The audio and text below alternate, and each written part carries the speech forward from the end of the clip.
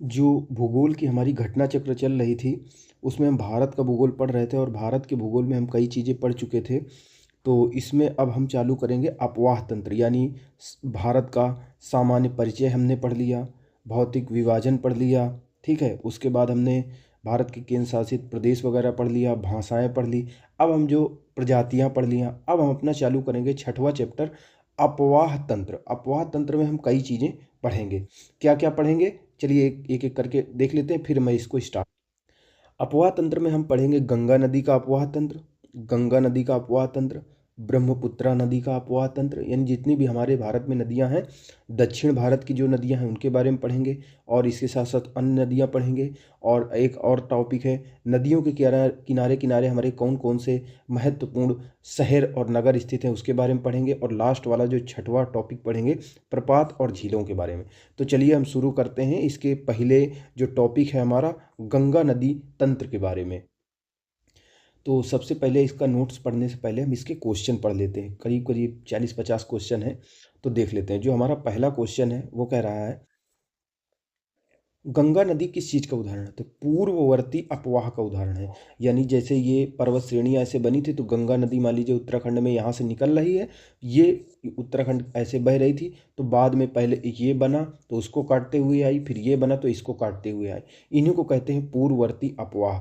यानी गंगा नदी किस प्रकार का अपवाह है? पूर्ववर्ती अपवाह है, यानी कुछ चीज़ बनने से पहले ये रही हुई, पूर्ववर्ती है। दूसरा नंबर क्वेश्चन है, बांग्लादेश में गंगा को किस नाम से जाना जाता है? तो बांग्लादेश में गंगा को कहते हैं पद्मा। गंगा जो है हरिद्वार में मैदानी भागों में प्रवेश करती है। यानी उत्तराखंड में आप ऋषिकेश जाएंगे तो वहाँ पहाड़ है, और पहाड़ से जैसे उतर के हरिद्वार में आती है तो मैदानी भागों में प्रवेश करती है। झारखंड तथा पश्चिम बंगाल की सीमा पर स्थित राजमहल पहाड़ियों के उत्तर की ओर प्रवाहित होते हुए पश्चिम बंगाल के फरक्का नामक स्थान से होते हुए यह आगे बांग्लादेश में प्रवेश करती है। और बांग्लादेश में इसे क्या कहते हैं? बांग्लादेश में पद्मा के नाम से जाना जाता है। अगला क्वेश्चन है, बांग्लादेश के में प्रवेश करने के बाद में गंगा को पद्मा के नाम से जाना जाता है। चौथा नंबर क्वेश्चन, बांग्लादेश में प्रवेश के बाद गंगा पद्मा के नाम से जाना जाता है। पांचवा, सुंदरबन डेल्टा का निर्माण करने वाली कौन सी नदियां हैं?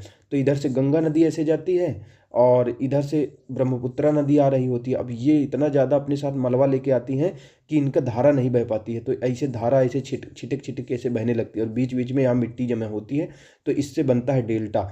तो गंगा और ब्रह्मपुत्र इन नदियों के द्वारा बनाया जाता है सुंदरवन डेल्टा। सुंदरबन डेल्टा भारत तथा बांग्लादेश में स्थित विश्व का सबसे बड़ा नदी डेल्टा है। इसका निर्माण गंगा, ब्रह्मपुत्र तथा मेघना, जो ब्रह्मपुत्रा नदी है जब बांग्लादेश में प्रवेश करती है ऐसे करके, तो उसको क्या कहते हैं? मेघना नदी के नाम से जाना जाता है। तो इसीलिए कहते हैं जो डेल्टा बनता है सुंदरबन डेल्टा, गंगा, ब्रह्मपुत्र और मेघना नदियों द्वारा बनाया गया है। इसका लगभग 2/3 भाग बांग्लादेश में और शेष भाग भारत में है। यानी 2/3 भाग, अगर मान लो डेल्टा इतना बड़ा है तो एक भाग भारत के पास है और 2 भाग ये बांग्लादेश के पास है, वही कहा जा रहा है। और अगला जो हमारा छठवां नंबर क्वेश्चन है वो कह रहा है, कथन और कारण वाला है, गंगा बहुत ही प्रदूषित नदी है। ठीक है, ये बात बिल्कुल सही है, क्योंकि जो नदी जितनी पवित्र होती है वह उतनी ही अधिक प्रदूषित होती है। तो ये तो गलत है, फैक्ट्री से प्रदूषण फैल रहा है इसकी वजह से प्रदूषित है ना, तो दूसरा गलत है, पहला सही है। आर गलत है, ए सही है। ठीक है। सातवां नंबर क्वेश्चन, गंगा की जलोढ़ मृदा की गहराई भूमि की सतह से लगभग कितनी है? जैसे अगर मान लो गंगा के दो आप में आप जाते हो, तो यहाँ पे आपके घर बने हैं, तो कितनी गहराई तक जलोढ़ मिट्टी पाई जाती है? तो जलोढ़ मिट्टी पाई जाती है लगभग लगभग 6000 मीटर तक। यानी 6000 मीटर का मतलब होता है 6 किलोमीटर की गहराई तक मिट्टी पाई जाती है, उसके बाद चट्टान मिलती है। ओल्डम के अनुसार गंगा के जलोढ़ निक्षेपों की मोटाई जो है 4000 से 6000 मीटर तक है, और ग्लेनी ने तो इसको मात्र 2000 मीटर ही माना है। तो सर्वमान्य कितना है कि जो जलोढ़ मैदान की जो मिट्टी पाई जाती है उसकी गहराई 2000 मीटर तक है। आठवां नंबर जो हमारा क्वेश्चन है, निम्नलिखित कथनों का परीक्षण कीजिए और एवं नीचे दिए गए कूट से सही उत्तर का चयन कीजिए। तो यहाँ पे दिया हुआ है, देवप्रयाग अलकनंदा और भागीरथी के संगम पर स्थित है। तो सबसे पहले हम इसको समझ लेते हैं। बहुत सारे प्रयाग हैं, करीब करीब 4-5 प्रयाग हैं और अलग अलग नदियों से बनते हैं, तो उनको देख लेते हैं, फिर हम इसके बारे में इस क्वेश्चन। तो देखिए दोस्तों, सबसे पहले हम देख लेते हैं कौन सा प्रयाग कहाँ पे पाया जाता है। तो अगर इसको मोटा मोटी समझने की हम कोशिश करें, तो देखते हैं, सबसे पहले है हमारी 3 नदियाँ, महत्वपूर्ण नदियाँ हैं, ठीक है। एक नदी है भागीरथी नदी, देखिए ये ऐसे आ रही है भागीरथी नदी, ये यहाँ पे, और ये देवप्रयाग में आके यहाँ पे, और ये इधर से आ रही अलकनंदा, ठीक है। 2 नदियाँ आ रही हैं ऊपर से, यानी एक है भागीरथी नदी, एक है अलकनंदा नदी। ये दोनों आके देवप्रयाग में मिल जाती है। कौन सी? भागीरथी और अलकनंदा। इसका मैप आप बना लीजिएगा या स्क्रीनशॉट ले लीजिएगा ताकि आसानी रहे।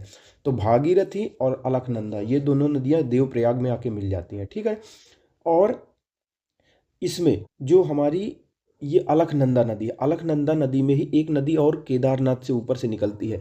यानी भागीरथी नदी कहाँ से निकलती है? गंगोत्री से निकलती है। अलकनंदा निकलती है बद्रीनाथ से, ठीक है। और ये दोनों देवप्रयाग में मिलती हैं। उससे पहले जब ये नहीं मिलती हैं तो उससे पहले आता है रुद्रप्रयाग, यानी देवप्रयाग, देवप्रयाग से पहले रुद्रप्रयाग। रुद्रप्रयाग में क्या होता है, जो अलकनंदा नदी बह के आ रही है उसमें एक नदी केदारनाथ के चोरावाड़ी ताल से निकल के आती है जिसको कहते हैं मंदाकिनी, और मंदाकिनी उसमें रुद्रप्रयाग के पास इसमें मिल जाती है। यानी रुद्रप्रयाग में कौन कौन 2 नदियाँ मिलती हैं? मंदाकिनी और अलकनंदा मिलती हैं, ठीक है।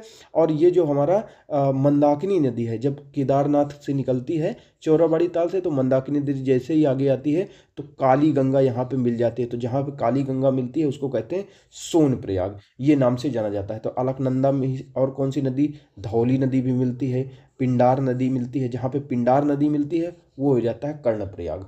और नीचे जब इधर आ जाते हैं तो इधर आ जाता है ऋषिकेश, फिर आगे हरिद्वार आ जाता है। तो इस प्रकार से ये चीज़ें चालू होती हैं। तो देखिए यही अगर इसमें देख सके तो मैप में दिया हुआ है इसी तरीके से है, क्वेश्चन वैसा ही दिया हुआ है यही सब चीज़ों के बारे में कि कहाँ से कौन सा प्रयाग लगता है, ठीक है। तो इसका देखते हैं हम। ए नंबर देखो क्वेश्चन सही है, पहला दूसरा तीसरा। जो देवप्रयाग है वो अलकनंदा और भागीरथी नदियों के बीच में स्थित है। इधर से अलकनंदा नदी देखिए बह रही है, इधर से अलकनंदा और इधर से भागीरथी, यानी इधर से भागीरथी इधर से अलकनंदा, ये दोनों आ गई देवप्रयाग में मिल गई, ठीक है। ये हो गया। रुद्रप्रयाग में अलकनंदा, ये भागीरथी हो गई, और ये भागीरथी और ये अलकनंदा हो गई। अलकनंदा और मंदाकिनी, अलकनंदा और मंदाकिनी कहाँ पे मिल रही है? रुद्रप्रयाग में मिल रही है। अलकनंदा कहाँ से निकलती है? बद्रीनाथ से। अलकनंदा ये है, ये बद्रीनाथ से निकलती है।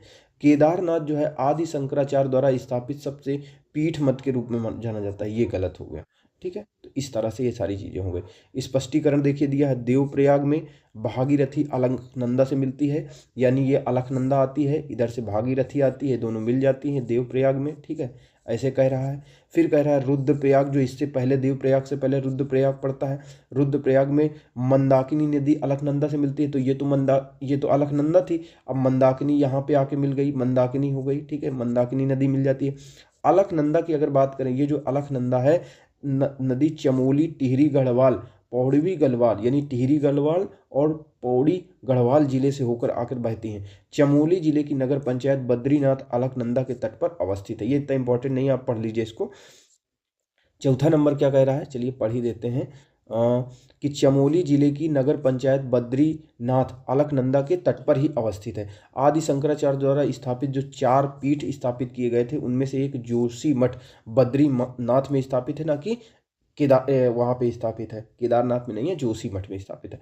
जो अगला हमारा क्वेश्चन 9वां नंबर है, सूची 1 को सूची 2 से सुमेलित करना है, बताना है रुद्रप्रयाग में कौन सी नदी मिलती है आखिर? नंदप्रयाग में, कर्णप्रयाग में, देवप्रयाग में।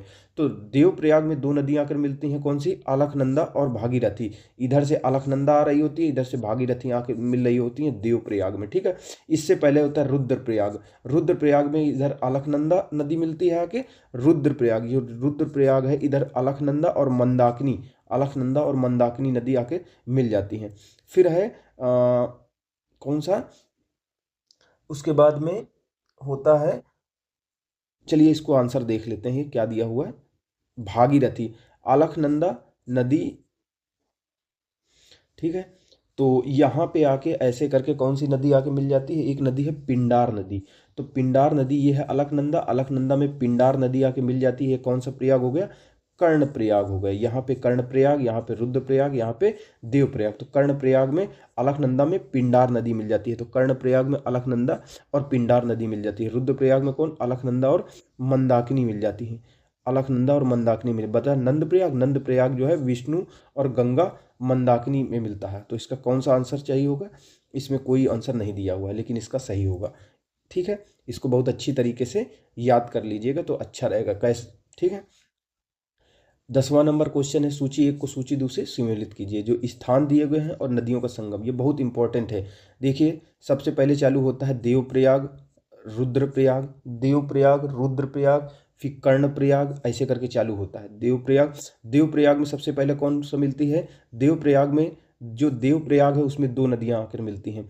एक नदी मिलती है अलकनंदा, दूसरी भागीरथी। तो अलकनंदा ऐसे आ रही होती है ऊपर से, अलकनंदा ऐसे करके ऐसे आती है और मिल जाती है। अलकनंदा सबसे पहले ये अलकनंदा आती है और भागीरथी ये मिलकर देवप्रयाग में आपस में मिल जाती है। फिर रुद्रप्रयाग होता है। रुद्रप्रयाग में कौन कौन सी नदी मिलती हैं? कर्णप्रयाग, कर्णप्रयाग में अलकनंदा पिंडार नदी मिलती हैं और रुद्रप्रयाग में अलकनंदा और मंदाकिनी नदी मिलती है। टिहरी में भागीरथी और भिलंगाना नदी मिलती है। तो चलिए इसमें व्याख्या में क्या दिया हुआ है। हाँ देखिए आ गया। देवप्रयाग, देवप्रयाग पहला होता है। देवप्रयाग में अलकनंदा और भागीरथी नदी मिलती है। रुद्रप्रयाग उससे ऊपर होता है, वहाँ पे अलकनंदा में मंदाकिनी नदी आके मिल जाती है। कर्णप्रयाग में अलकनंदा में पिंडार नदी मिल जाती है और टिहरी में भागीरथी और भिलंगाना दोनों नदियाँ मिल जाती हैं। ठीक है, ये होता है। 11वां नंबर क्वेश्चन क्या कह रहा है? देवप्रयाग जो है अलकनंदा और मंदाकिनी, अलकनंदा और भागीरथी। देवप्रयाग क्या है? एक इधर से अलकनंदा, इधर से भागीरथी आके मिल जाती है, देवप्रयाग बन जाता है। ठीक है। 12वां नंबर क्वेश्चन, मंदाकिनी नदी किस जल प्रवाह अथवा मुख्य नदी से संबंधित है? तो मंदाकिनी जो नदी है वो किससे संबंधित है? अलकनंदा से संबंधित है। ये दोनों देवप्रयाग में। मंदाकिनी जो नदी है वो चोरावाड़ी ताल से निकलती है। ये सोनप्रयाग में सोन वासुकी गंगा से मिलती है। बद्रीनाथ के दक्षिण में रुद्रप्रयाग नामक स्थान पर अलकनंदा से मिल जाती है। यानी मंदाकिनी जो नदी है वो रुद्रप्रयाग नामक स्थान पर अलकनंदा से मिल जाती है। यानी ये अलकनंदा हो गई, ये भागीरथी नदी मिल गई, ये मंदाकिनी हो गई। जहां मंदाकिनी अलकनंदा से मिलेगी तो वो क्या बन जाएगा? रुद्रप्रयाग बन जाएगा। और जहां पिंडार अलकनंदा से बनेगी वो कर्णप्रयाग बन जाएगा। ठीक है, ऐसे करके। 13वां नंबर क्वेश्चन, पूर्वी धौली गंगा सहायक नदी है किसकी? पूर्वी धौली गंगा काली नदी की सहायक नदी है। तो देखते हैं, पूर्वी धौली गंगा नदी काली नदी की सहायक नदी है। काली नदी लिपुलेख दर्रे के पास से, ठीक है, उत्तराखंड में शायद पड़ता है। हाँ, उत्तराखंड में ही पड़ता है लिपुलेख दर्रा। पूर्वी धौली गंगा नदी काली नदी की सहायक नदी है। काली नदी की सहायक नदी है। काली नदी लिपुलेख दर्रे के पास से काला पानी से निकलती। इसकी प्रमुख सहायक नदियों में गोरी, कुटी, सरयू, लोहावती, लधिया ये हैं। 14 नंबर जो क्वेश्चन है, निम्नलिखित स्थानों में से कहाँ पर भागीरथी और अलकनंदा नदी मिलती है? तो अलकनंदा यहाँ से आती है, भागीरथी नदी यहाँ से आती है। ये देवप्रयाग में मिल जाती हैं। फिर रुद्रप्रयाग में कौन सी नदी आके मिल जाती है? मंदाकिनी नदी आके मिल जाती है। फिर कर्णप्रयाग में पिंडार नदी आकर मिल जाती है। तो कहाँ पर अलकनंदा और भागीरथी मिलती हैं? ये मिलती हैं देवप्रयाग में। ठीक है। अगला जो हमारा 15वां नंबर क्वेश्चन, निम्नलिखित में से किस स्थान में अलकनंदा और भागीरथी नदी मिलती है? तो देवप्रयाग में। बहुत इंपॉर्टेंट क्वेश्चन है। 16 नंबर, किस स्थान पर अलकनंदा भागीरथी वही देवप्रयाग में। अलकनंदा और भागीरथी कहाँ मिलकर गंगा नदी बनाते हैं? तो वही देवप्रयाग में। उस नदी का नाम बताइए जो केदारनाथ से उस नदी का नाम बताइए जो केदारनाथ से रुद्रप्रयाग के मध्य बहती है। केदारनाथ से रुद्रप्रयाग, जैसे ये केदारनाथ हो गया, इधर रुद्रप्रयाग, इधर से अलकनंदा आती है ऐसे करके, इधर से पिंडार नदी इसमें मिल जाती है। ये देखिए अलकनंदा हो गई। तो केदारनाथ से इधर रुद्रप्रयाग तक कौन सी नदी बहती है? इसको कहते हैं मंदाकिनी नदी बहती है। इधर से भागीरथी आके नदी देवप्रयाग में मिल जाती है, रुद्रप्रयाग या कर्णप्रयाग ऐसे करके। जो अगला हमारा क्वेश्चन 19वां नंबर है, निम्नलिखित में से किस नदी के तट पर बद्रीनाथ का प्रसिद्ध मंदिर है? बद्रीनाथ का जो प्रसिद्ध मंदिर है वो मंदाकिनी अलकनंदा नदी के तट पर स्थित है। अलकनंदा नदी के तट पर बद्रीनाथ का प्रसिद्ध मंदिर अवस्थित है। 20वां नंबर, भारत की सबसे बड़ी वाह या अपवाह नदी कौन सी? भारत की सबसे बड़ी अपवाह नदी है गंगा नदी। गंगा नदी लगभग इसकी लंबाई भारत में सबसे ज़्यादा, गंगा नदी 2525 किलोमीटर है। उसके बाद भारत की सबसे ज़्यादा बड़ी नदी गोदावरी हो गई 1465, फिर नर्मदा, फिर महानदी। भारत की सबसे लंबी नदी कौन सी है? भारत की सबसे लंबी नदी वही गंगा हो गई। गंगा सबसे लंबी नदी है, 2525 किलोमीटर लंबी है। ब्रह्मपुत्रा नदी और सिंधु नदी, यानी ब्रह्मपुत्र और सिंधु दोनों की लंबाई गंगा नदी से ज़्यादा है, यानी ब्रह्मपुत्र भी अधिक है, सिंधु भी। लेकिन ये भारत में थोड़ी ना विस्तार है, ये पाकिस्तान में, एक चीन में है। तो इसीलिए गोदावरी जो है प्रादीप भारत की प्रमुख नदी है, इसे दक्षिण की गंगा के नाम से भी जाना जाता है। 22वां नंबर, भागीरथी नदी निकलती है। भागीरथी नदी कहाँ से निकलती है? भागीरथी निकलती है गोमुख से। भागीरथी नदी निकलती है गोमुख से। भागीरथी गंगोत्री से लगभग 18 किलोमीटर दूर शिवलिंग शिखर के नीचे गंगोत्री हिमनद के गोमुख से निकलती है। 23वां, गंगा नदी की एकमात्र सहायक नदी जिसका उद्गम मैदान में है। कौन सी मैदान से मतलब निकल के आती है नदी? तो इसमें सी नंबर, गोमती नदी मैदान से निकलती है, गंगा की सहायक नदी। गोमती नदी कहाँ से निकलती है? गोमत ताल फुलहर झील, जो पीलीभीत जिले उत्तर प्रदेश में, मतलब हमारा जो पीलीभीत जिला है उत्तर भारत का मैदानी इलाका है, वहाँ पे गोमत ताल है यानी फुलहर झील है, वहाँ से निकलती है और गंगा की एकमात्र सहायक नदी है जिसका उद्गम स्थल मैदान से है। 24वां, पश्चिम से पूर्व, यानी इधर से इधर की तरफ जब आप चलते हैं पश्चिम से पूर्व की ओर प्रयागराज के अनुप्रवाह में गंगा में मिलने वाली हिमालय की नदियां, यानी गंगा में मिलने वाली हिमालय की नदियों की बात हो रही के संदर्भ में निम्नलिखित में से कौन सा कथन सही है? तो जैसे ये गंगा नदी है ऐसे जा रही है, तो हिमालय से निकल के कौन सी नदी इसमें मिल जाती है? तो गोमती मिल जाती है, घाघरा, गंडक, कोसी। गोमती, घाघरा, गंडक और कोसी बिहार में आकर मिल जाती है। गोमती नदी की बात करें तो उत्तर प्रदेश के वाराणसी के निकट गाजीपुर जिले में मिल जाती है, यानी गाजीपुर जिले में गोमती नदी गंगा से मिल जाती है। घाघरा नदी की अगर बात करें तो बिहार में छपरा के निकट मिल जाती है। गंडक नदी की बात करें तो सोनपुर के निकट बिहार में मिल जाती है गंगा से। कोसी नदी की बात करें तो कटिहार जिले में गंगा से मिल जाती है। 25वां नंबर कथन और कारण वाला क्वेश्चन है। दिल्ली और आगरा के मध्य अगर बात करें, दिल्ली और आगरा के मध्य वर्ष के अधिकांश समय में यमुना नदी मृत हो जाती है, क्योंकि यमुना नदी असतत वाहिनी नहीं, हमेशा बहती रहती है, लेकिन मृत इसकी वजह से हो जाती है क्योंकि इसमें पॉल्यूशन बहुत ज़्यादा है। तो आर गलत है, ए सही है।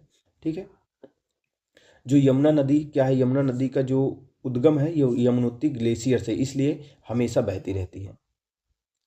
26 नंबर क्वेश्चन, निम्नलिखित नदियों में से कौन एक यमुना की सहायक नदी नहीं है?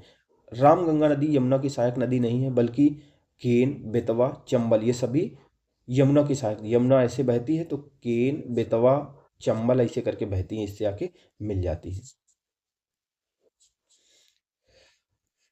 रामगंगा नदी गंगा की सहायक नदी है।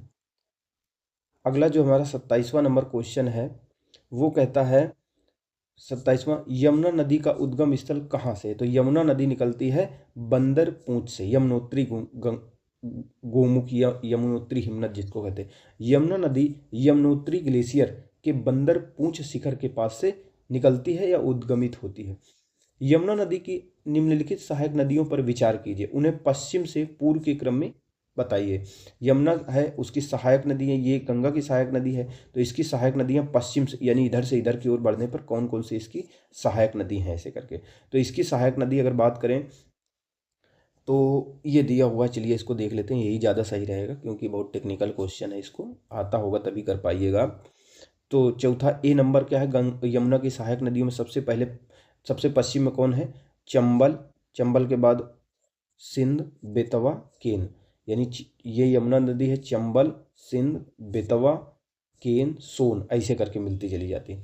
यमुना नदी की सहायक नदियां पश्चिम से पूर्व की ओर क्रम में इस प्रकार है, चंबल, सिंध, बेतवा, केन। चंबल नदी मध्य प्रदेश के डॉक्टर अंबेडकर नगर यानी मऊ के निकट से निकलती है चंबल नदी।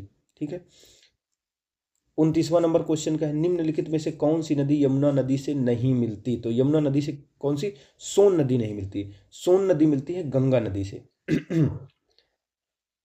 जबकि केन, बेतवा, चंबल ये सभी यमुना की सहायक नदियां। 30 नंबर क्वेश्चन है, निम्नलिखित में से कौन सी नदी चंबल में नहीं मिलती? तो चंबल में कौन सी नदी मिलती है?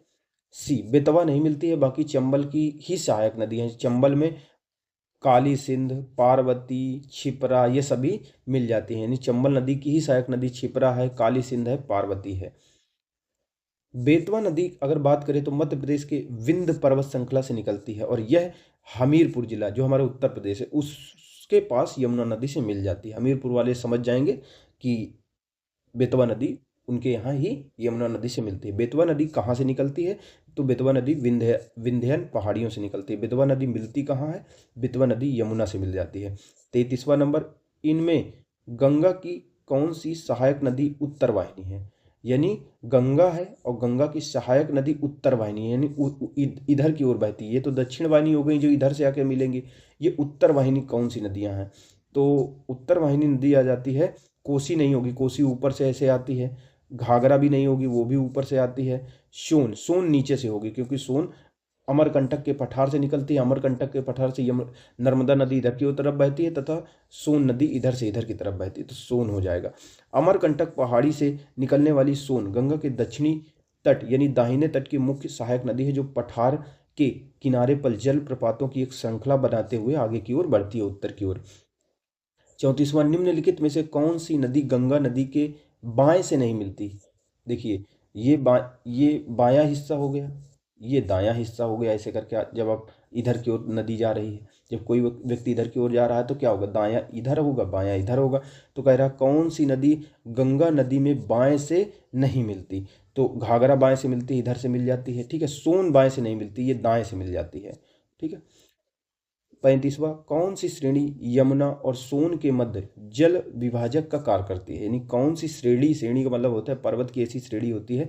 जल विभाजक का मतलब होता है कि एक जो बेसिन का जल एक साइड प्रवाहित होगा, जहाँ का ढाल एक तरफ होगा तो उसके पूरे को एक को जल प्रवाह क्षेत्र कहेंगे। और उनके बीच मान लीजिए कोई क्षेत्र उठा हुआ है तो वहां उठे हुए क्षेत्र से तो जल जाएगा नहीं, ढाल की तरफ जाएगा। तो वही सी श्रेणी की बात हो रही है। कौन सी श्रेणी यमुना और सोन के मध्य जल द्विभाजक का काम करती है? तो ये कैमूर की पहाड़ियां हैं। कैमूर की पहाड़ियां मान लीजिए ऐसे हैं और ये सोन नदी ऐसे बहती है और यमुना नदी ऐसे बह रही होती है, ठीक है। यमुना नदी ऐसे बह के ऐसे गंगा नदी में मिल जाती है। यमुना और सोन नदी के मध्य जल द्विभाजक का कार्य कैमूर सेड़ी या कैमूर की पहाड़ियां करती हैं। सोन नदी प्रायद्वीप भारत में आने वाली गंगा की एक प्रमुख सहायक नदी है। कैमूर श्रेणी सोन नदी के उत्तर पश्चिम सीमा का निर्धारण करती है और ये पटना के निकट गंगा नदी में मिल जाती है। कौन? सोन नदी। 36वां नंबर, अगर हम क्वेश्चन की बात करें तो 36वां, निम्नलिखित में से किस नदी का जल ग्रहण क्षेत्र सबसे ज्यादा है? तो सोन नदी का जल ग्रहण क्षेत्र सबसे ज्यादा है, ठीक है। सोन नदी का जल ग्रहण क्षेत्र सबसे ज्यादा है, यह 70,000 वर्ग किलोमीटर में है। 37वां नंबर अगर बात करें, 37वां नंबर क्वेश्चन है, गंडक नदी का दूसरा नाम क्या है? गंडक नदी का दूसरा नाम है नारायणी। प्रश्नगत विकल्पों में से गंडक नदी का दूसरा नाम मैदान में यानी नारायणी है। गंडक नदी का ही दूसरा नाम है नारायणी। नारायणी किसको कहते हैं? गंडक नदी को। इसका एक अन्य नाम है सालिग्रामी। इसके ऊपरी भाग में काली और कृष्णा गंडक भी कहते हैं। ध्यातव्य है कि गंडक नदी धौलागिरी श्रेणी के उत्तर में नेपाल तिब्बत सीमा के पास तिब्बत के एक हिमानी से निकलती है। यानी गंडक नदी कहाँ से निकलती है? तिब्बत के एक हिमानी से यानी ग्लेशियर से निकलती है और पटना के निकट गंगा नदी में मिल जाती है। गंडक नदी की मुख्य सहायक नदियाँ, गंडक नदी की ही कौन कौन सी सहायक नदियाँ? त्रिशूली, बारी, मायांगडी, पंचनद और सरहद। गंडक नदी को किन नामों से जाना जाता है? गंडक नदी को नारायणी के नाम से भी जाना जाता है, इसको सालिग्रामी भी कहा जाता है, ठीक है। और ये धौलागिरी जो श्रेणी है जो नेपाल में वहाँ से निकलती है तिब्बत के पास से, इसकी सहायक नदियाँ त्रिशूली, बारी, मायागंडी, पंचनद और सरहद। उसके बाद जो अगर हमारा जो अगला जो क्वेश्चन है वो है मोरीबंद डेल्टा निम्नलिखित में से किस डेल्टा का एक उपविभाग है? तो बंगाल जो डेल्टा हमारा है ना, सुंदरबन डेल्टा, उसी का एक भाग है मोरीबंद डेल्टा। दो हिमालयी नदियां, एक हो गई गंगा, दूसरी हो गई ब्रह्मपुत्र, एक गैर हिमालयी नदी मेघना के साथ मिलकर विश्व का सबसे बड़ा, सबसे उपजाऊ एक डेल्टा का निर्माण करती हैं, जिसको कहते हैं Ganga Brahmaputra delta, Ganga delta, Sundarban delta या बंगाल डेल्टा के नाम से जाना जाता है। बंगाल डेल्टा के नाम से जाना जाता है। इसके दो भागों में अगर इसको बांट दिया जाए तो पश्चिमी निष्क्रिय डेल्टा और पूर्वी सक्रिय मेघना डेल्टा मैदान में इसको विभाजित किया गया है। यानी अगर डेल्टा इतना चौड़ा है तो इसको दो भागों में बांट दिया गया। ये सक्रिय वाला हो गया इधर वाला, ये पश्चिमी वाला निष्क्रिय वाला डेल्टा हो गया। दो भागों में इसको विभाजित किया गया है, ठीक है। आगे चलिए पढ़ते हैं। पूर्वी वाला सक्रिय डेल्टा सक्रिय मेघना डेल्टा और पश्चिमी वाला निष्क्रिय डेल्टा के रूप में जाना जाता है। पश्चिमी जो निष्क्रिय डेल्टा है इसको पुनः 3 उपभागों में बांटा जा सकता है। क्या? मोरीबंद डेल्टा, प्रौढ़ डेल्टा और सक्रिय डेल्टा में विभाजित किया गया। मोरीबंद डेल्टा को यह नाम कानन गोपाल बागची द्वारा दिया गया था। ठीक है। 39वां नंबर, निम्नलिखित में से गंगा नदी घाटी का कौन सी नदी उपनदी है? गंगा नदी घाटी का कौन सा भाग उपनदी है? तो ई, इनमें से कोई नहीं है, एक से अधिक इसका आंसर होगा। तो चलिए इसके बारे में पढ़ लेते हैं। उत्तरी कोयल, उत्तरी जो कोयल है, उत्तरी, थोड़ा सा इंपॉर्टेंट क्वेश्चन, इसको अच्छी तरीके से पढ़ लेते हैं। ये छोटा नागपुर के पठार से, यहीं से जो पूर्वोत्तर भारत है हमारा, झारखंड, उड़ीसा, छत्तीसगढ़, यहाँ से कई नदियाँ निकलती हैं और कुछ नदियाँ जा करके गंगा नदी में मिल जाती हैं, कुछ हुगली नदी में, जैसे गंगा नदी यहाँ से बह रही है, ऐसे करके बांग्लादेश में प्रवेश हो गई, बांग्लादेश में प्रवाहित होने पर ये हुगली नदी में बन जाएगी। ठीक है। हुगली नदी की अब यहाँ से कई नदियाँ निकलेंगी। ठीक है। कुछ गंगा नदी में मिल जाएंगी, कुछ हुगली नदी में मिल जाएंगी। ठीक है। कुछ सीधा यहाँ पे आ जाएंगे, तो उन्हीं के बारे में बात हो रही है। ठीक है। तो चलिए इसको देख लेते हैं एक बार। उत्तरी कोयल जो है नदी है, झारखंड में बहने वाली एक नदी है, जो सोन नदी की एक सहायक नदी है। यानी सोन नदी के बारे में हमने पढ़ा था कि सोन नदी अमरकंटक से निकलती है, अमरकंटक से नर्मदा नदी मिलती है और सोन नदी भी निकलती है। सोन नदी ऐसे करके अमरकंटक से निकलती है और गंगा नदी में मिल जाती है। तो जो उत्तरी कोयल नदी झारखंड में बहने वाली एक मुख्य नदी है, जो सोन की एक सहायक नदी है। यानी उत्तरी कोयल किसकी सहायक नदी है? सोन में इसका पानी ऐसे जाता होगा। ठीक है। ये हो गई उत्तरी कोयल नदी। यह सोन नदी के दाहिने तट पर मिलती है। ये देखिए, दाहिने तट पर मिलती है। सोन नदी दाहिनी ओर से गंगा नदी में मिलने वाली दूसरी सबसे लंबी नदी है। यानी अगर बात करें सोन नदी, गंगा नदी में सबसे बड़ी जो सहायक नदी है वो कौन सी दाहिनी ओर से मिलती है? यमुना नदी मिलती है। फिर दूसरी सबसे बड़ी दाहिनी ओर से मिलने वाली नदी क्या है? सोन नदी है, जो पटना के पास मिलती है। ये उत्तरी कोयल हो गई। ये जो उत्तरी कोयल किसकी? सोन की सहायक नदी हो गई। अब बात करेंगे दक्षिणी कोयल की। कोयल, दो नदियां हैं, एक उत्तरी कोयल नदी है, उत्तरी कोयल नदी सोन की सहायक नदी है, और दक्षिणी कोयल नदी की अगर बात करें तो दक्षिणी कोयल नदी झारखंड और उड़ीसा में प्रवाहित होते हुए, ठीक है, झारखंड उड़ीसा, यानी जो दक्षिणी जो कोयल नदी होगी वो नीचे की ओर आएगी, उत्तरी कोयल नदी ऊपर की तरफ जाएगी। तो दक्षिणी कोयल नदी झारखंड और उड़ीसा में प्रवाहित होती है। दक्षिणी कोयल नदी उत्तरी कारो नदी के साथ मिलकर कोयल नदी के रूप में प्रवाहित होती है। यानी इसके साथ एक और नदी मिल जाती है। कौन सी नदी मिल जाती है? दक्षिणी कोयल नदी। इसके साथ कारो नदी मिल जाएगी। कारो नदी मिल जाएगी तो इसको बाद में इसको कोयल नदी के नाम से जाना जाता है। यानी उत्तरी कोयल हो गई, दक्षिणी कोयल हो गई। अब दक्षिणी कोयल में कारो नदी मिल गई तो इसको कोयल नाम दे दिया गया। ठीक है। जो तो ये जो एक थी उत्तरी कोयल, एक थी दक्षिणी कोयल। दक्षिणी कोयल आ रही थी, ऊपर से कारो नदी आ गई, कारो के बाद एक और आके नदी इसमें मिलेगी। ठीक है। कोयल नदी में एक और नदी आके मिलेगी जिसका नाम होगा शंख नदी। मान लो शंख नदी इधर से आके मिल गई। अब जो ये नदी बनेगी, यही उत्तरी कोयल, दक्षिणी कोयल, तो मेन बात हो रही दक्षिणी कोयल की। यही नदी मिल जाएगी, जब इस पे कारो नदी मिल जाएगी तो कोयल बन जाएगी, फिर शंख नदी मिल जाएगी तो इसको कहेंगे ब्राह्मणी नदी। आप समझ गए ब्राह्मणी नदी कौन सी है मिलकर। तो यही कह रहा है।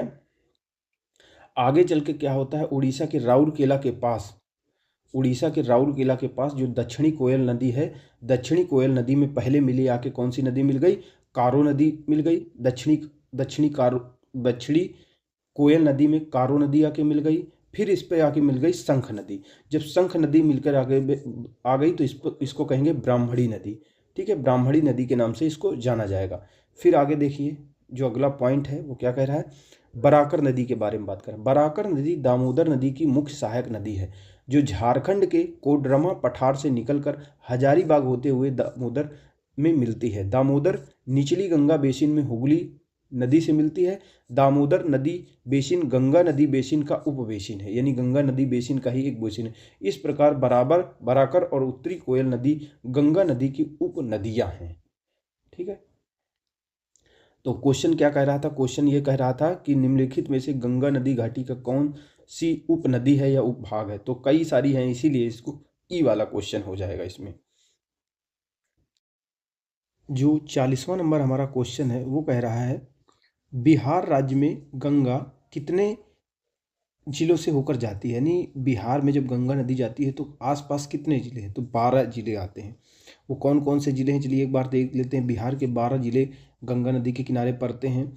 सारण, बक्सर, भोजपुर, पटना, वैशाली, समस्तीपुर, बेगूसराय, लखीसराय, मुंगेर, खगड़िया, भागलपुर और कटिहार। 41 नंबर क्वेश्चन है, बिहार के किस जिले में गंगा नदी सबसे लंबी बहती है?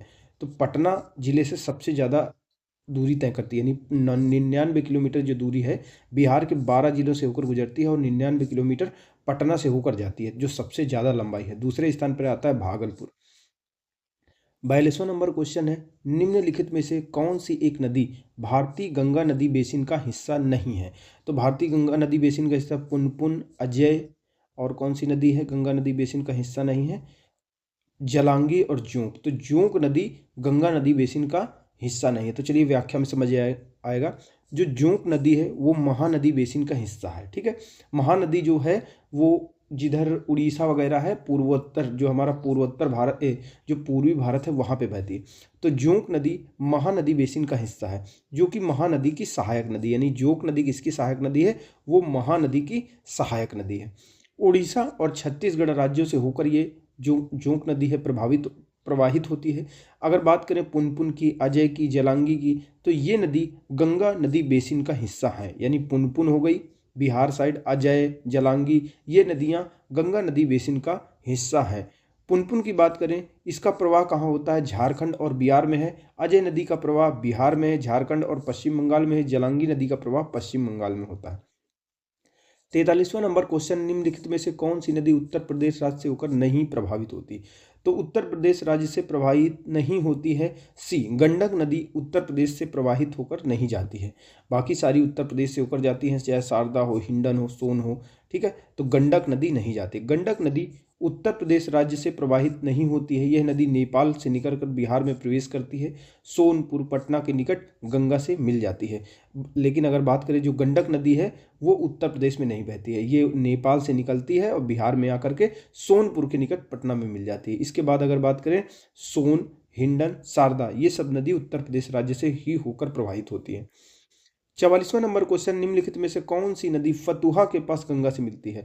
तो पुनपुन नदी फतुहा, ये सब बीपीएससी का स्पेशल क्वेश्चन है। तो पुनपुन नदी फतुहा बिहार के पास गंगा नदी में जाके मिल जाती। 45वां, कोसी नदी, कोसी जो मैदान है, कोसी नदी के आसपास जो मैदान होगा उसको कोसी मैदान कहा जाएगा। तो कोसी मैदान की माध्य समुद्र तल से औसत ऊंचाई कितनी है? मतलब जो कोसी नदी का तल है वो समुद्र तल से लगभग एवरेज में कितना ऊंचा है? तो 30 मीटर की ऊंचाई है लगभग। कोसी मैदान या बेसिन की माध्य समुद्र तल से जो औसत ऊंचाई है वो लगभग 30 से 40 मीटर के लगभग है। भारत में कोसी मैदान निचले गंगा मैदान का भाग है। इसका समान ढाल उत्तर पश्चिम से दक्षिण पूर्व है, यानी उत्तर पश्चिम से दक्षिण पूर्व की ओर है। 46वां यानी 46 नंबर क्वेश्चन, काशी मैदान समुद्र तल से ऊंचाई कितनी है? ये इंपॉर्टेंट क्वेश्चन है। कोसी मैदान की समुद्र तल से ऊंचाई वही 30 मीटर, 30 से 40 मीटर यानी 30 मीटर। 47वां, गंगा का मैदान व असम घाटी, यानी गंगा का मैदान ये आ गया, इधर आती है असम घाटी यानी ब्रह्मपुत्रा वाली घाटी, ये गंगा वाली घाटी। तो गंगा का मैदान और असम की घाटी में सामान्यतः कौन सा अपवाह प्रतिरूप पाया जाता है? तो डेंड्रेटिक पाया जाता है, जिसको बोलते हैं ध्रुमकृतिक या वृक्षाकार, जिसको डेंड्रेटिक कहते हैं। वृक्षाकार अपवाह प्रतिरूप पाया जाता है, जो विस्तृत मैदान, मंद ढाल, अधिक वर्षा वाले व अनेक सहायक नदियों की विशेषता रखता है। यानी क्वेश्चन ये कह रहा है कि जो हमारी असम घाटी है, यानी जहाँ पे ब्रह्मपुत्रा नदी बहती है, ठीक है, जहाँ गंगा का मैदान है, गंगा नदी बहती है, असम घाटी में ब्रह्मपुत्रा नदी बहती है, तो यहाँ पे किस प्रकार का अपवाह प्रतिरूप है? तो वहाँ वृक्षाकार अपवाह प्रतिरूप पाया जाता है। यहाँ पे क्या होता है, बड़े बड़े मैदान यानी विस्तृत मैदान होती हैं, ढाल बहुत ही मंद होती है। अगर भारत में अगर बात करें उत्तर प्रदेश में तो ढाल बहुत ज़्यादा मंद है, यहाँ वर्षा अधिक होता है और अनेक इसकी सहायक नदियाँ भी होती हैं।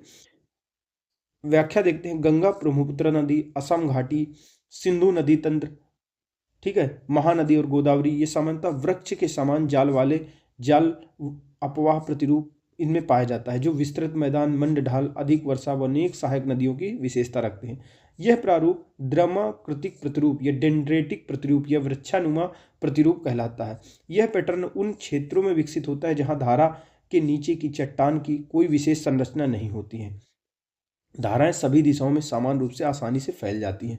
इस प्रारूप में सहायक नदियां न्यून कोण बड़ी धाराओं से मिल जाती है, यानी सीधी सी बात है, कोई चट्टान तो होती नहीं। जैसे उत्तर भारत में मान लीजिए जहां मैदान है तो लगभग 6 किलोमीटर तक कोई चट्टान ही नहीं आती, इतना गहराई तक। जैसे ऊपर उत्तर भारत में अगर बात दी जाए, गंगा यमुना दो आपके बीच में ये ऊपर वाला तल हो गया, तो इधर 6 किलोमीटर तक लगभग लगभग आप 6,000 मीटर तक नीचे चले जाएंगे तो कोई बड़ी चट्टान नहीं मिलती है।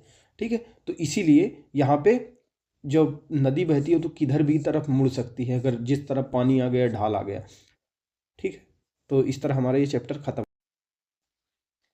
तो चलिए, अपवाह तंत्र में जो गंगा नदी वाला हमारा चल रहा था, गंगा नदी तंत्र का, उसके क्वेश्चन आंसर हो गए हैं। अब हम इसका नोट्स भी पढ़ लेते हैं। ठीक है, तो चलिए शुरू करते हैं।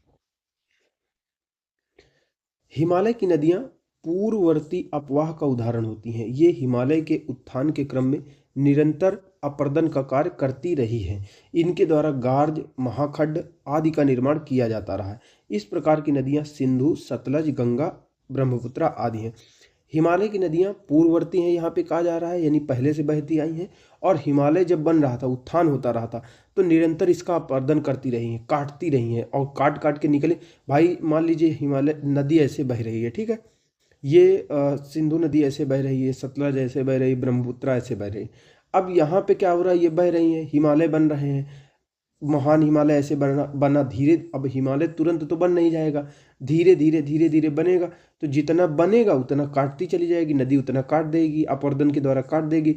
हिमालय बनेगा, ऊपर नीचे से ऊपर की ओर आएगा, नदी काट देगी, फिर काट देगी। तो हिमालय तो ऊपर की तरफ उठ जाएगा, लेकिन जो जो मान लो ऐसे हिमालय ये हो गया तो इतना ऊंचा हो गया, लेकिन वो नदी जो होगी इसको ऐसे बीच से काट देगी, यहाँ से होकर प्रवाहित होती रहेगी।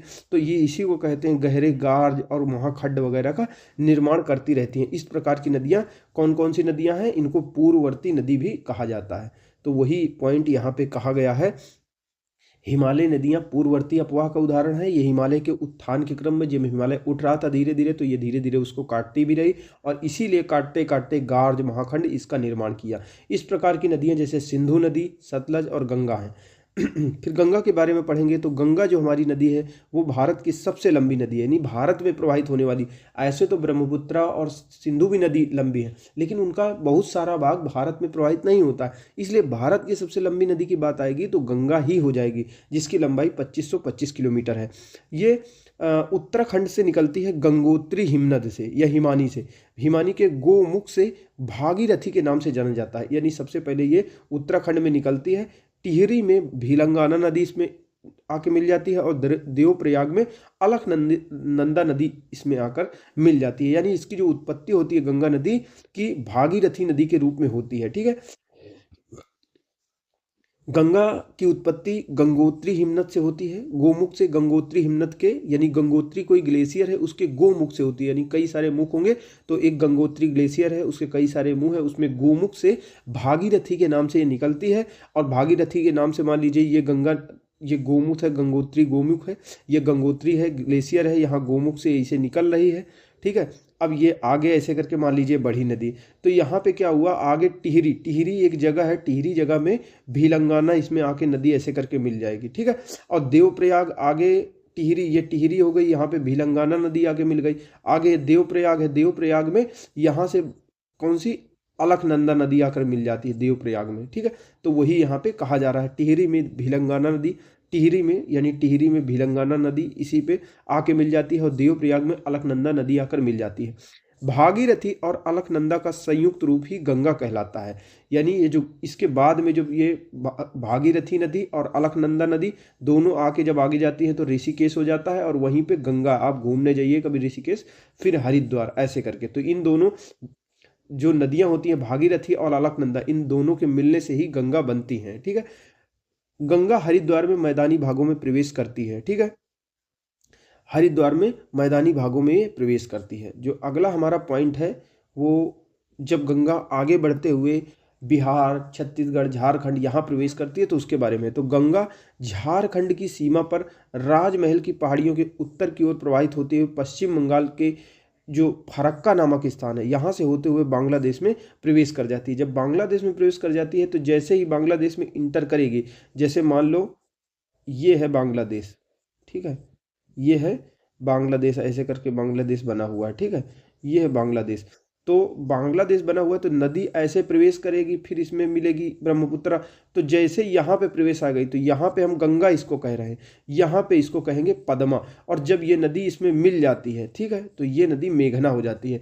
इधर ब्रह्मपुत्रा नदी यहाँ से आती है, तो ब्रह्मपुत्रा नदी जब बांग्लादेश में प्रवेश करती है तो उसको जमुना के नाम से जाना जाता है, और संयुक्त रूप से ये मेघना के नाम से जाना जाता है। तो वही यही कह रहा है, इसको पद्मा के नाम से जाना जाता है। और झारखंड की जब गंगा नदी आगे बढ़ती है, हरिद्वार से मैदानी भागों में प्रवेश हो जाती है, झारखंड की सीमा पर स्थित राजमहल की पहाड़ी के उत्तर से प्रवाहित होते हुए पश्चिम बंगाल के फरक्का नामक स्थान से, यानी बिहार और झारखंड, मान लो ये बिहार हो गया, ये झारखंड हो गया, तो झारखंड के उत्तरी सीमा में कोई पर्वत है, क्या नाम है, राजमहल की पहाड़ियाँ। तो राजमहल की पहाड़ियों के उत्तर से होकर ऐसे प्रवाहित होती है, ठीक है। तो वही बात यहीं पे कही जा रही है। अगला जो है बांग्लादेश में यह ब्रह्मपुत्रा नदी, यानी जो ब्रह्मपुत्रा नदी जब बांग्लादेश में प्रवेश होती है तो जमुना, बांग्लादेश में यह ब्रह्मपुत्रा अर्थात जमुना से मिलने के बाद में संयुक्त धारा इसकी मेघना कहलाती है, एवं मेघना ही बंगाल की खाड़ी में अपने जल का त्याग कर देती है और विश्व का सबसे बड़ा डेल्टा बनाती है, जिसको क्या कहते हैं, सुंदरवन डेल्टा बनाती है, ठीक है। सुंदरवन डेल्टा का निर्माण करती है, सुंदरवन डेल्टा का निर्माण करती है। गंगा ब्रह्मपुत्र मेघना का यह डेल्टा हुगली और मेघना नदियों के बीच में बनता है। यानी मान लो ये हुगली नदी ऐसे गंगा नदी आती है, इसकी एक वितरिका ऐसे कट जाती है, ठीक है, एक ये बांग्लादेश में प्रवेश कर गई, ऐसे प्रवेश कर रही, यहाँ पे जमुना यानी कि ब्रह्मपुत्रा नदी आ गई, ऐसे करके इसको मेघना कहेंगे। तो इसके बीच का जो क्षेत्र है, यहीं पे क्या बनता है, डेल्टा बनता है, सुंदरवन का डेल्टा बनता है। यानी गंगा ब्रह्मपुत्र का जो मेघना, गंगा ब्रह्मपुत्र मेघना का ये डेल्टा हुगली और मेघना नदियों के बीच में ही बनता है। जो अगला हमारा मैप के द्वारा, चलिए सबसे पहले समझ लेते हैं। मैप में बहुत सारे इंफॉर्मेशन दिया हुआ है नदियों के बारे में, कौन सी नदी कहाँ पे आती है। तो इसको अगर हम सही तरीके से समझें तो सबसे पहले देखो, भागीरथी और अलकनंदा ये दोनों मिलकर देवप्रयाग में मिल जाती हैं और गंगा बनाती है। गंगा नदी ऐसे करके गंगा नदी देखिए, ये यहाँ से ऐसे करके आ रही है, ये ऐसे करके ये यहाँ पे बांग्लादेश में प्रवेश हो गई, ठीक है, ऐसे करके पद्मा के रूप में प्रवेश हुई। यहाँ से यमुना नदी आ गई, ये यमुना नदी ऐसे करके इसमें प्रयागराज में मिल गई आके। अब यमुना नदी की सहायक नदियां हैं, गंगा नदी की सहायक नदियां। तो यमुना नदी की सहायक नदियां देखो, ये अरावली की, यहाँ पे पहाड़ी है, अरावली से ही निकल के इस पे मिल जाएंगी ज़्यादातर नदियां। तो चंबल नदी है, देखिए चंबल नदी ऐसे निकल रही। चंबल की कई सारी सहायक नदियाँ, जैसे बनास हो गई, काली सिंध हो गई, पार्वती हो गई। यानी चंबल किसकी सहायक नदी है, चंबल यमुना की सहायक नदी है। और चंबल की सहायक नदी है बनास, काली सिंध, पार्वती। बनास, काली सिंध, पार्वती, ये सब चंबल की सहायक नदियाँ हैं। सिंध और काली सिंध अलग अलग नदियाँ हैं। चंबल की सहायक नदी है काली सिंध, और इसके बाद चंबल, सिंध, बेतवा, ठीक है, चंबल, सिंध, बेतवा, ये देखिए केन, टोन्स, ठीक है, ये सभी किस पे मिल रही हैं, यमुना पे जाके मिल रही है। ये केन तक यमुना में मिलती है, टोन्स नदी गंगा में मिल रही है, ठीक है। इलाहाबाद के बाद मिलती है। सोन नदी अमरकंटक के पठार से देखिए ऐसे निकल के गंगा नदी पे मिल गई। सोन नदी की सहायक नदी है कौन सी, रिहंद नदी। एक रिंद नदी है, देखिए रिहंद नदी सोन नदी की सहायक नदी है, और रिंद नदी यहाँ पे आ रही फतेहपुर कानपुर के आसपास, ये क्या कहते हैं, यमुना की सहायक नदी है। तो ऐसे करके मिल जाती है। अब देखिए बेतवा नदी है, चंबल, सिंध, बेतवा, केन। अब बेतवा की सहायक नदी जमनी हो गई, धसन हो गई, बिरसा हो गई। इधर केन की सहायक नदी बीरमा हो गई, सोनर हो गई, ये सब हो गई। इधर हमारी सोन नदी अमरकंटक के पठार से ऐसे करके ऐसे निकल रही है, और इसकी सहायक नदी रिहंद हो गई, कोयल हो गई, इसको उत्तरी कोयल भी कहते हैं। अब इधर देखिए, ये गंगा नदी यहाँ से आ रही थी ऐसे पद्मा के रूप में, उसमें बांग्लादेश में प्रवेश करी, लेकिन उसकी एक वितरिका ऐसे करके हुगली नदी के रूप में ऐसे करके ऐसे आ गई। अब इसी में मयूराक्षी नदी आके मिल जाएगी हुगली नदी में, इसी में दामोदर नदी आके इसे मिल जाएंगी, ठीक है। अब गंगा नदी के ऊपर देखो, ये देखो यहाँ पे बांग्लादेश के पश्चिम बंगाल में महानंदा नदी इसके आकर सबसे पूर्व में देखिए महानंदा नदी मिलती है, कोसी नदी मिलती है जिसको बिहार का शोक कहा जाता है, घुघरी नदी, कमाला, बागमती, लाल बकाया, ये सभी नदियाँ एक साथ मिलती हैं आपस में, फिर गंगा नदी में मिल जाती हैं। फिर इसके बाद में गंडक नदी, देखिए गंडक नदी नेपाल वगैरह से निकलती है और गंगा नदी में मिल जाती है। फिर उसके बाद में कौन कौन सी नदियां हैं, ये देखो राम गंगा नदी। तो राम गंगा नदी का उद्गम स्थल कहाँ से होता है, उत्तराखंड से होता है, और ये गंगा की सहायक नदी है जो गंगा के बाएं किनारे से आकर मिलती है। ठीक है, तो राम गंगा नदी का उद्गम स्थल उत्तराखंड से होता है और गंगा की सहायक नदी है। उसके बाद गोमती नदी, देखिए गोमती नदी पीलीभीत में फुलहर झील से निकलती है और ये ऐसे आते आते आते आते यहाँ पे सई नदी के साथ में मिलकर आगे बढ़ती है और ये कहाँ पे, गंगा नदी में मिल जाती है। फिर उसके बाद में कई नदियां हैं, जैसे ये नदी यहाँ पे आ रही है, इसको शारदा नदी भी कहते हैं, काली नदी भी कहते हैं। काली नदी क्या होता है, इधर उत्तराखंड हमारा भारत है और इधर नेपाल है, तो इन दोनों के बीच में पहले तो इसको गोरी गंगा कहेंगे। ठीक है, गोरी गंगा कहेंगे, फिर काली कहेंगे, गोरी गंगा, काली, फिर आगे चल के इसको शारदा कहेंगे। गोरी गंगा पहले जब निकलेगी तो इसको गोरी गंगा कहेंगे, फिर जब इन दोनों के बॉर्डर पे आ जाएगी तो काली नदी कहेंगे, फिर आगे कहेंगे इसको शारदा नदी कहेंगे। शारदा नदी कोइराला नदी में मिल जाएगी और ये घाघरा नदी मिल जाएगी। ठीक है, घाघरा नदी में आके राप्ती नदी भी देखिए ऐसे करके ऐसे यहाँ पे मिल जाती है और ये सभी गंगा नदी में आके मिल जाती हैं। तो ये उसका पूरा हमारा उत्तर भारत का जो जल प्रवाह तंत्र है, यानी ड्रेनेज सिस्टम है। ड्रेनेज होता है ना, जहाँ से जल की निकासी होती है। अब फिर से वापस पहुँचते हैं हम अपने पॉइंट पे। तो चलिए शुरू करते हैं अपना पॉइंट अलकनंदा के बारे में। अलकनंदा नदी उत्तराखंड के चमोली, रुद्रप्रयाग, टिहरी गढ़वाल और पौड़ी गढ़वाल जिलों से होकर बहती है। चमोली जिले की नगर पंचायत, जिसका बद्रीनाथ जो है, चमोली जिले की नगर पंचायत बद्रीनाथ अलकनंदा के तट पर स्थित है और बद्रीनाथ में ही आदि शंकराचार्य द्वारा एक पीठ का स्थापित किया गया था। ठीक है, जिसका नाम है जोशी पीठ। 4 पीठ शंकराचार्य ने स्थापित किए हैं। ठीक है, शंकराचार्य ने 4 पीठ स्थापित किए हैं। 4 पीठ में से एक पीठ जो जोशी मठ वो बद्रीनाथ में ही स्थापित किया है। और बद्रीनाथ जो है अलकनंदा के तट पर स्थित है। बद्रीनाथ अलकनंदा के तट पर स्थित है, जिसको शंकराचार्य ने वहां पे एक मठ की स्थापना की थी, जिसका नाम है जोशी मठ। अलकनंदा की नदी के किनारे चमोली, रुद्रप्रयाग, टिहरी गढ़वाल, पौड़ी गढ़वाल ये सभी स्थित है। केदारनाथ से क्या होता है, केदारनाथ से रुद्रप्रयाग की ओर बहने वाली नदी मंदाकिनी होती है। यह चोराबाड़ी ताल से निकलती है तथा सोनप्रयाग में सोन गंगा या वासुकी नदी से मिलती हुई आगे बढ़ती है। अतः केदारनाथ से रुद्रप्रयाग के मध्य बहने वाली नदी मंदाकिनी नदी होती है। ठीक है, रुद्रप्रयाग में क्या होता है, मंदाकिनी नदी अलकनंदा नदी से मिल जाती है। केदारनाथ मंदाकिनी नदी के तट पर अवस्थित है। ठीक है, तो ये सब है पैटर्न। फिर कर्णप्रयाग में क्या होता है, अलकनंदा से पिंडार नदी आके मिल जाती है। तो इसको अगर सही भाषा सही तरीके से समझ लें, अगर चलिए एक बार फिर से समझ लेते हैं। हम क्वेश्चन आंसर में भी देख चुके हैं, लेकिन यहाँ भी जल्दी से एक बार ये देख लेते हैं। तो देखिए ये हमारी अलकनंदा नदी आ रही है यहाँ से। ठीक है, फिर एक नदी आ रही, भागीरथी नदी आ रही, ये दोनों देवप्रयाग में मिल गई। फिर एक नदी यहाँ से आ रही है। ठीक है, ये नदी मिल रही है किससे, ऐसे करके अलकनंदा नदी से, इसको रुद्रप्रयाग कहेंगे। फिर एक नदी यहाँ से आ रही है, अलकनंदा में आके मिल गई, अलकनंदा में पिंडार नदी मिल जाएगी, इसको सोनप्रयाग कहेंगे। ठीक है, इसको रुद्रप्रयाग कहेंगे, इसको देवप्रयाग कहेंगे। ठीक है, इन नामों से जाना जाता है। और एक नदी यहाँ पे आके ऐसे मिल जाएगी।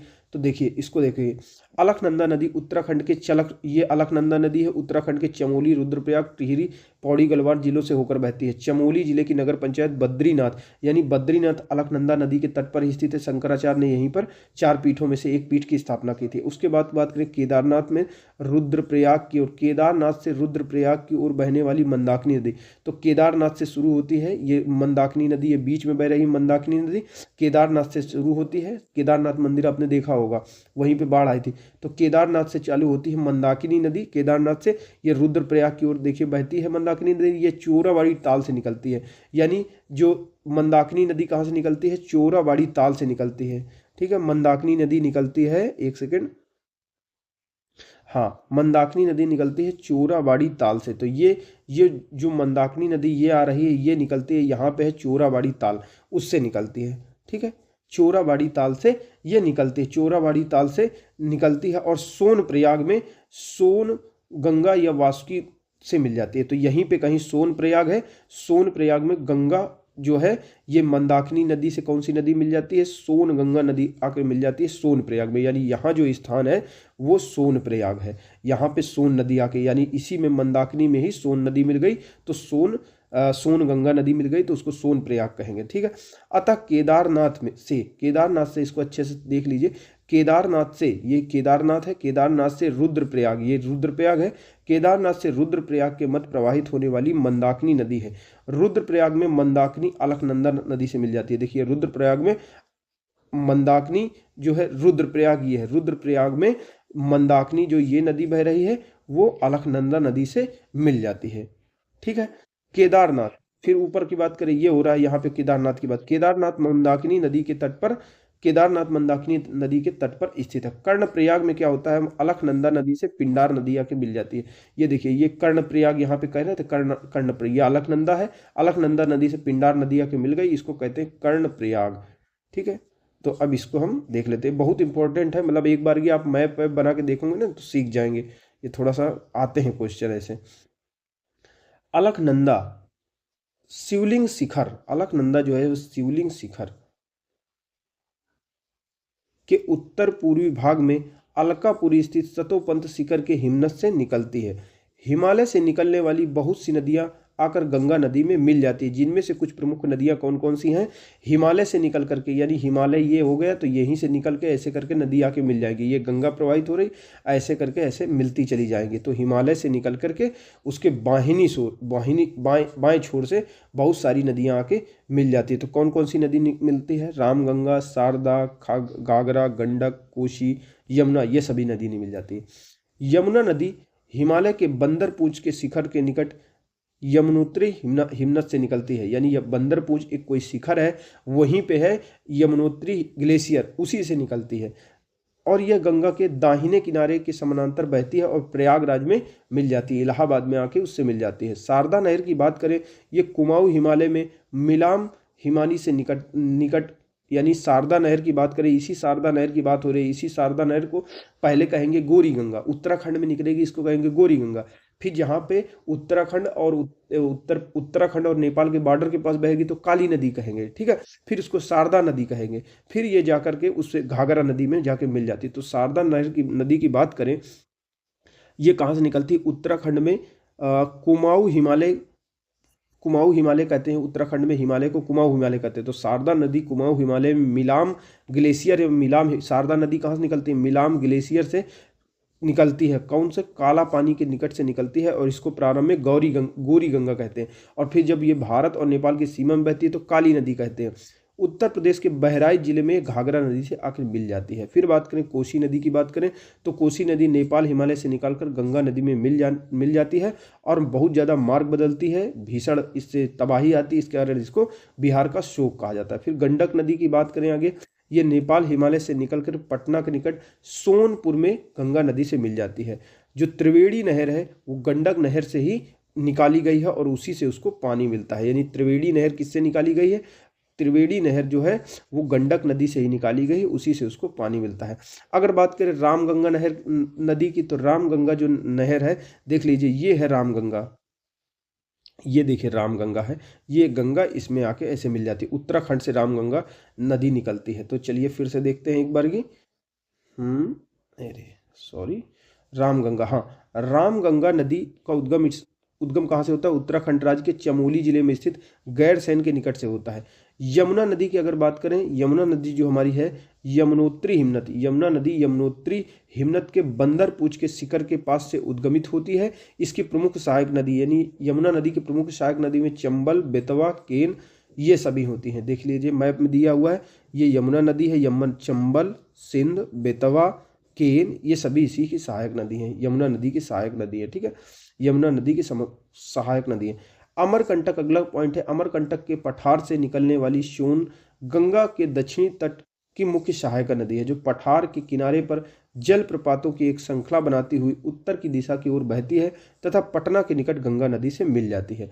यानी ये अमरकंटक का पठार है मध्य प्रदेश में, इधर से सोन नदी निकलती है, इधर से गंगा से मिल जाती है जाके। ठीक है, ये सोन नदी अब जब इधर जा रही होती है तो ये क्योंकि पहाड़ है, पठारी क्षेत्र है, दक्कन का पठार इसको कहते हैं, और पठार कैसा होता है, ऐसे होता है, ऊंचा नीचा होता है। तो यहीं पे जाती है, जब उत्तर की ओर बढ़ती है तो बहुत सारे झरने वगैरह वाटरफॉल बनाते हुए चलती है। तो वही यहाँ पे कहा जा रहा है, क्या कहा जा रहा है, अमरकंटक के पठार से निकलने वाली सोन गंगा के दक्षिणी दाहिने तट की मुख्य सहायक नदी है, जो पठार के जो पठार के किनारे पर जलप्रपातों की एक श्रृंखला बनाती हुई उत्तर की ओर बहती है तथा पटना के निकट गंगा से मिल जाती है। फिर बात कर रहे हैं दामोदर नदी की, तो दामोदर नदी झारखंड के छोटा नागपुर क्षेत्र के खमार पाट पहाड़ी से निकल हुगली नदी के समुद्र में मिलने से पहले उसमें मिल जाती है। दामोदर नदी में अचानक बाढ़ आ जाती थी, इस कारण इसको बंगाल का शोक भी कहा जाता है। तो बंगाल का शोक कैसे कहते हैं, दामोदर नदी को कहा जाता है। और ये कहाँ से निकलती है, छोटा नागपुर के पठार से निकलती है। दामोदर नदी छोटा नागपुर के पठार से निकल कर, छोटा नागपुर के पठार में एक क्षेत्र है, अगर एग्जैक्ट लोकेशन की बात करें तो खमारपाट पहाड़ी है, वहाँ से निकलती है। और बाढ़ आती थी इसमें बहुत ज़्यादा पहले, अब तो बांध बांध बना के बचा लिया जाता है। तो इसी कारण इसको कहते हैं बंगाल का शोक। बंगाल का शोक, बिहार का शोक कोसी नदी, बंगाल का शोक दामोदर नदी। चंबल नदी मध्य प्रदेश के मऊ के निकट जाना पाव पहाड़ी से निकलकर पहले उत्तर की ओर प्रवाहित होती है, फिर राजस्थान कोटा के निकट गार्ज का निर्माण करती है और राजस्थान के सवाई माधोपुर और धौलपुर से बहती हुई अंततः यमुना नदी में मिल जाती है। यानी अगर हम बात करें चंबल नदी की, तो चंबल नदी किस में मिल जाती है, चंबल नदी है यमुना नदी की सहायक नदी है। चंबल नदी के किनारे कोटा शहर स्थित है और ये कहाँ से निकलती है, मध्य प्रदेश के मऊ से निकलती है। मऊ के निकट एक पहाड़ी है जाना पाव पहाड़ी, वहाँ से निकलती है। मऊ में ही अम्बेडकर साहब का जन्म हुआ था, इसीलिए इसको अम्बेडकर नगर नाम दे दिया है। ये राजस्थान के कोटा के पास से भी होकर जाती है और सवाई माधोपुर और धौलपुर से भी होकर बहती है और यमुना नदी में मिल जाती है। फिर अगर बात करें यमुना नदी की, तो यमुना नदी पीलीभीत जिले में एक है फुलहर झील, जिसको गोमत ताल भी कहते हैं। यानी पीलीभीत जिले में एक है लखीमपुर खीरी, पीलीभीत और इधर है बरेली, तो यहीं पे है फुलहर झील, ठीक है, पीलीभीत पे इसी से निकलती है। तो गोमती नदी का उद्गम क्षेत्र गोमत ताल फुलहर झील पीलीभीत उत्तर प्रदेश में स्थित है। गंगा नदी की एकमात्र सहायक नदी है जिसका उद्गम स्थल मैदान में होता है, मैदानी भागों से उत्पन्न होती है। अभी इसके वो देख लेते हैं, बहुत सारे पॉइंट दिए हुआ है। गंगा नदी कहाँ से निकलती है, गंगोत्री हिमनद से, गोमुख से, बंगाल की खाड़ी में जाके गिरती है। यमुना नदी बंदरपूछ से निकलती है, यमुनोत्री, यानी गंगा नदी गंगोत्री हिमानी से तो निकलती है लेकिन एग्जैक्ट लोकेशन है उसका गंगोत्री हिमानी में गोमुख से है। उसी तरह यमुना नदी निकलती तो यमुनोत्री हिमानी से या ग्लेशियर से, लेकिन बंदरपूज नामक लोकेशन से ये निकलती है और प्रयागराज में गंगा नदी से मिल जाती है। शारदा नदी को काली गंगा भी कहते हैं, इसको गोरी गंगा भी कहते हैं। ये मिलाम हिमालय से निकलती है, कुमाऊं हिमालय, जो कि हिमालय का वह पार्ट जो उत्तराखंड में उसको कुमाऊं हिमालय कहते हैं, वहाँ पे एक ग्लेशियर है मिलाम हिमानी, उसी से निकलती है और घाघरा में मिल जाती है बहराइच के पास जाके। कोसी नदी को बिहार का शोक कहते हैं, नेपाल हिमालय से निकलती है। नेपाल हिमालय में ही एक एग्जैक्ट लोकेशन है गोसाईनाथन, वहाँ से निकलती है और गंगा नदी की एक सहायक नदी। गंडक नदी भी नेपाल हिमालय से निकलती है, गंगा में सोनपुर के निकट मिल जाती है। रामगंगा नदी उत्तराखंड से निकलती है और गंगा में मिल जाती है। रामगंगा नदी कहाँ से निकलती है, तो एग्जैक्ट लोकेशन है दूधा टोली, कोई पर्वत श्रेणी है वहाँ से निकलती है। रामगंगा नदी दूधा टोली श्रेणी से निकलती है। सोन नदी कहाँ से निकलती है, अमरकंटक की पठारी मध्य प्रदेश से और गंगा पटना के निकट गंगा से मिल जाती है। दामोदर नदी छोटा नागपुर के पठार से निकलती है और हुगली नदी में जाके मिल जाती है, उसकी सहायक नदी। चंबल नदी मध्य प्रदेश के मऊ से निकलती है और यमुना में मिल जाती है इटावा के पास। गोमती नदी निकलती है, गंगा की सहायक नदी है और गोमत ताल से निकलती है पीलीभीत में।